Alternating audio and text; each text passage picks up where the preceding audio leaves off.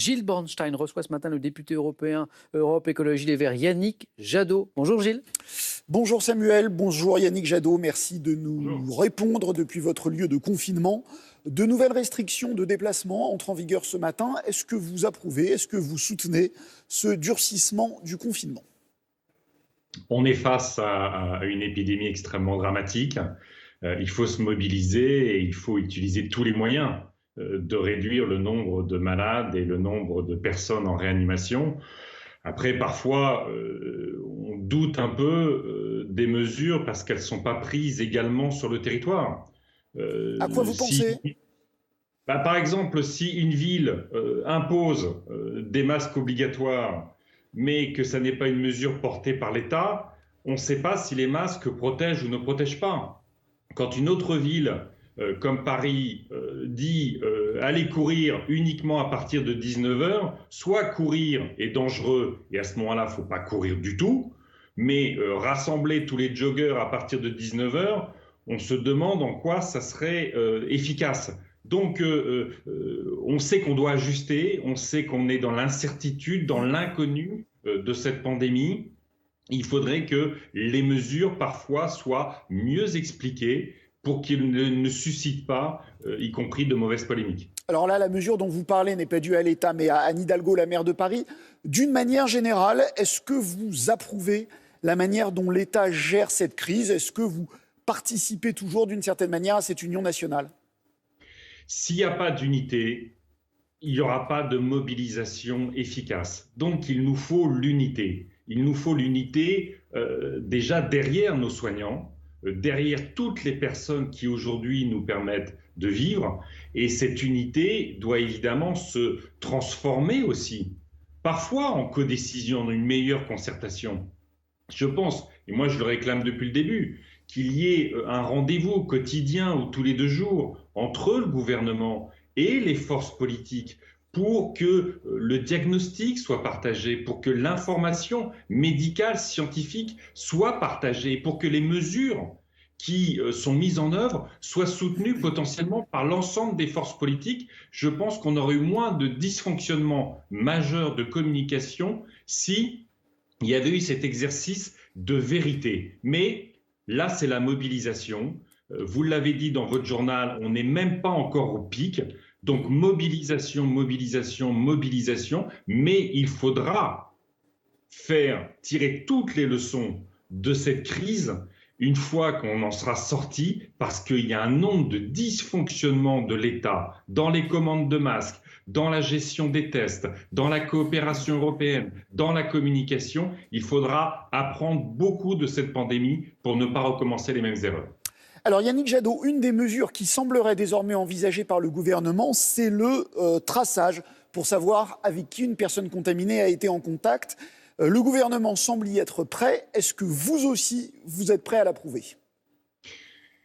Vous savez qu'il y a beaucoup de réserves de toutes celles et tous ceux qui défendent les libertés publiques à propos de ce traçage. Qu'on utilise du numérique comme un des outils pour combattre cette pandémie, ça ne me paraît pas un scandale. Okay. Mais on ne va pas organiser un système tant qu'on n'a pas tous des masques, tant qu'on ne sera pas tous testés, tant qu'on n'aura pas une vision claire de la sortie du confinement. Et puis après, il y a évidemment un cadre qui doit s'appliquer au numérique comme au reste de tous les sujets. Pas de géolocalisation, pas de stockage des données. Un système peut-être par Bluetooth, mais dont certains critiquent l'efficacité en matière de calcul des distances. L'accès du code source à notamment des experts, des organisations citoyennes, pour être sûr que l'utilisation d'un instrument numérique ne devienne pas un système de surveillance de masse qui perdurera, parce que là encore, malheureusement, la jurisprudence fait que l'État, quand il met en place des mesures d'exception, il ne les retire jamais complètement une fois l'exception terminée. Ça, ce serait une faute politique majeure. Nos démocraties doivent être défendues, nos libertés doivent être défendues. C'est ça qui nous distingue encore de la Chine. Alors, on va parler du monde d'après. Avant ça, je vous propose de parler brièvement d'Europe. Cette nuit, les discussions se sont enlisées entre les 27. Est-ce que vous soutenez clairement l'action du président de la République qui veut mutualiser les dettes avec les pays du Nord qui, on le sait, sont réticents? L'enjeu, c'est pas de faire, faut sortir de l'Europe des agents comptables. Si on n'arrive pas à emprunter collectivement pour investir massivement sur l'essentiel, la crise sanitaire, ce que va être de manière dramatique la crise sociale, la crise économique, alors l'Europe disparaîtra. Le Pen, Salvini, Orban auront gagné. Il nous faut, et c'est la position de 14 pays européens au moins, dont vous l'avez dit, la France, heureusement, mais l'Italie, l'Espagne et beaucoup de pays, il nous faut revenir à cette Europe de la solidarité. Vous savez, on voit quasiment les pays européens en venir aux mains, avec y compris d'autres pays, sur les tarmacs chinois pour se voler les cargaisons de masques. Ça ne peut pas être ça, l'Europe. L'Europe, ça doit être cette capacité à faire face aux pandémies, ça doit être cette capacité à être solidaire, sinon l'Europe disparaîtra. On a besoin d'investir et c'est évidemment, en tant que député européen, le travail que nous faisons en ce moment même au Parlement européen. Yannick Jadot, il nous reste un peu de temps pour parler de la façon dont nous allons sortir de cette crise. Alors, avant la crise, le président de la République n'avait que l'écologie à la bouche, avec le régalien, c'est vrai. Et puis depuis, il n'en parle plus. Ça fait un peu penser à Nicolas Sarkozy qui, en 2008, disait « l'environnement, ça commence à bien faire ». Est-ce que vous craignez que l'écologie soit aussi une des victimes de ce virus ? Ce serait dramatique parce que, on sait que cette pandémie est liée aussi à des questions écologiques, la déforestation notamment, la perte des terres sauvages, le rapprochement des virus des populations urbaines, et on sait que les crises climatiques, souvenons-nous quand même, c'était il n'y a pas si longtemps, les feux de forêt en Australie, en Amazonie, les inondations, les vagues submersions, tout ça va nous percuter si nous n'agissons pas. Et puis surtout, ce que nous portons aujourd'hui, si nous prenons la question de l'agriculture, est-ce qu'on continue le même modèle agricole qui vise à dépendre du soja brésilien qui massacre l'Amazonie, pour faire de l'élevage industriel dans notre pays, pour exporter en Chine parce qu'ils ont eu la peste porcine? Est-ce que c'est ça qu'on continue? Ou on prend, et c'est le travail que nous faisons au niveau européen, on réforme la politique agricole commune pour relocaliser les... Pour l'instant, Yannick Jadot, excusez-moi, pour l'instant, il ne s'agit pas essentiellement d'agriculture, il s'agit de croissance. On vient d'apprendre que la France était rentrée en récession, 6% de baisse du PIB au premier trimestre. Il va falloir relancer la machine économique vite, ne serait-ce que pour redonner du boulot à tout le monde.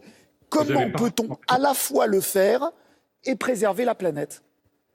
Mais quand nous portons, par exemple, sur les questions énergétiques, le fait, et c'est un grand sujet de souveraineté, le fait de moins dépendre du gaz russe ou du pétrole du Golfe, mais d'investir sur l'isolation des logements, d'investir sur les énergies renouvelables, on crée beaucoup plus d'emplois dans notre pays et en Europe qu'avec le modèle précédent.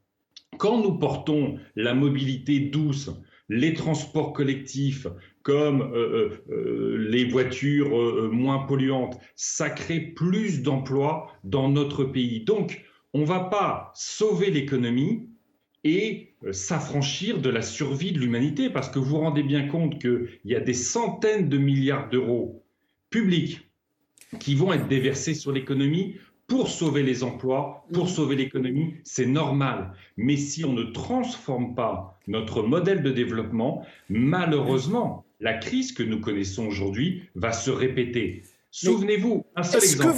Est-ce que vous en avez peur? Parce que tout à l'heure, je vous ai demandé est-ce que vous craignez que l'écologie soit la victime de la sortie de crise? Vous m'avez dit que ça serait dramatique, mais vous ne m'avez pas répondu. Est-ce que vous avez peur que le président de la République et le gouvernement aillent vers le plus facile et justement sacrifient l'écologie? Vous avez parfaitement raison, c'est une des craintes que nous avons. Regardez, aux États-Unis, il a supprimé toutes les normes de pollution sur l'industrie, sur l'automobile.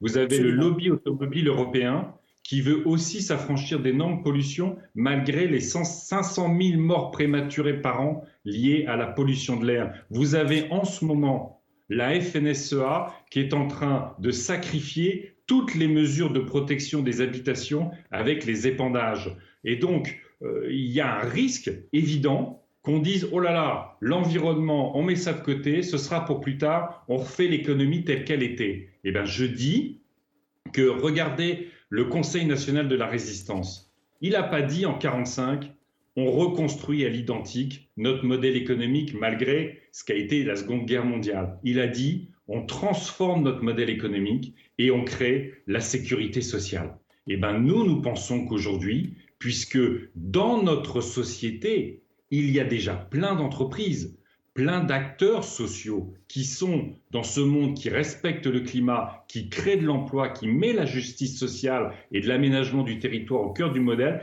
c'est avec ces acteurs qu'il va falloir faire. C'est pourquoi j'appelle, et les écologistes appellent, à ça sera votre dernier mot. Une grande négociation avec toutes les forces sociales. Il n'est pas question que ce soit Bercy et l'Élysée qui décident tout seuls, sous la pression des lobbies, de comment on va dépenser des centaines de milliards d'euros dans notre pays. Sauver l'économie, sauver l'emploi et la survie de l'humanité, on peut le faire en même temps. Merci beaucoup Yannick Jadot.